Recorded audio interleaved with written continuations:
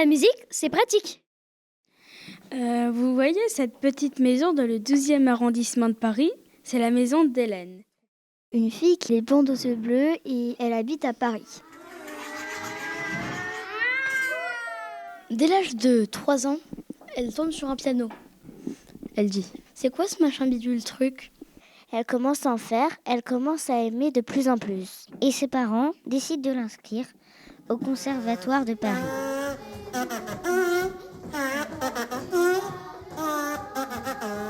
Puis vers ses 17 ans, elle commence à donner des petits cours car elle aimerait bien en faire son métier. À 20 ans, elle devient professeure de piano au Conservatoire de Paris. À 25 ans, elle se marie avec son mari.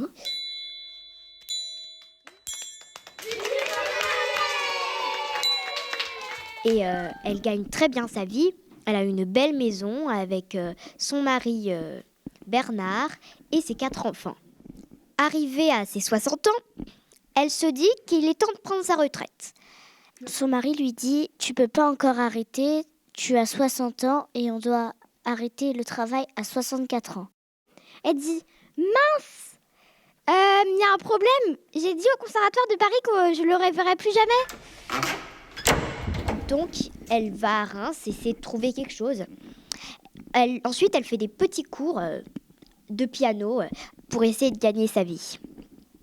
Mais malheureusement, ça ne lui rapporte pas beaucoup d'argent. Elle est donc obligée d'aller dans un appartement. Et c'est là que la galère commence. Elle emménage dans la rue Gambetta et elle se rend compte que les voisins sont très bruyants. Et du coup, elle n'arrive pas à dormir et elle s'énerve. 3 heures. Le stressé et un de ses voisins se réveillent ensemble. Le maladroit, qui est un autre de ses voisins, fait tomber une casserole. Et ainsi de suite jusqu'à 4 heures du matin. À 5 heures, les autres voisins, les adolescents, organisent une grande boum pour fêter n'importe quoi en fait.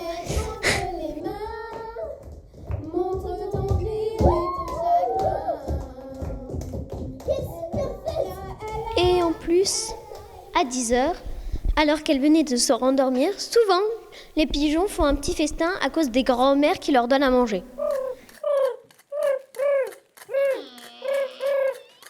Mais partez, vous m'avez réveillée. Et elle reste réveillée toute la nuit à cause d'eux. Mais pendant qu'elle est dans son lit, elle établit une vengeance. Ses voisins s'en fichent vraiment. Entre le bébé qui crie et le maladroit qui fait toujours tomber ses casseroles, elle en peut plus. Elle va dans sa cuisine et fait un petit concert avec les casseroles pour se venger du maladroit surtout. Hélène se dit « Il faut que je fasse plus de bruit. Je vais me remettre au piano et je vais jouer faux. » Quelqu'un sonne à la porte. Ce sont les voisins qui viennent se plaindre. Vous pouvez faire du bruit, nous, on s'en fiche, mais au moins jouez bien. Il en fallait plus pour embêter les voisins. Pour cela, Hélène va enchaîner les vengeances car elle a plus d'un tour dans son sac. Elle sort sa tronçonneuse.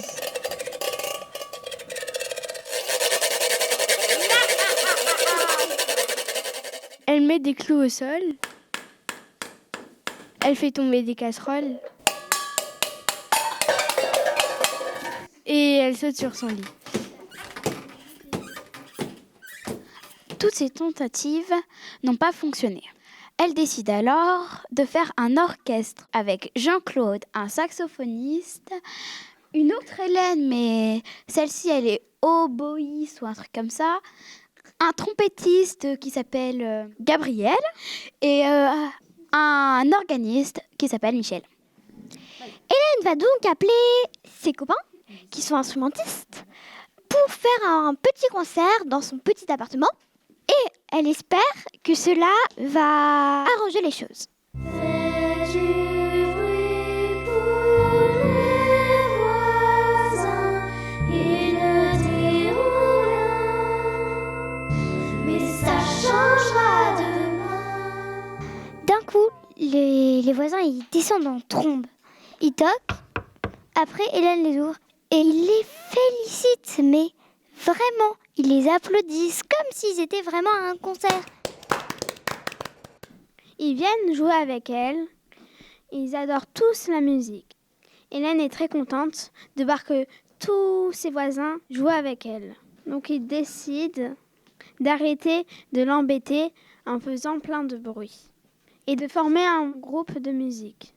Quelques années plus tard, ils forment un gros groupe très connu.